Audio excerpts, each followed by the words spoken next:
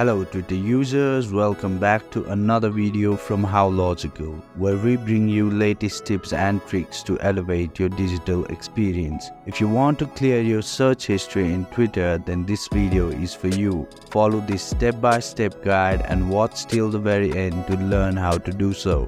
Begin by opening the Twitter application on your device.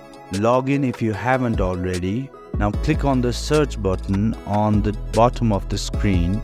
Then go to the search box on the top.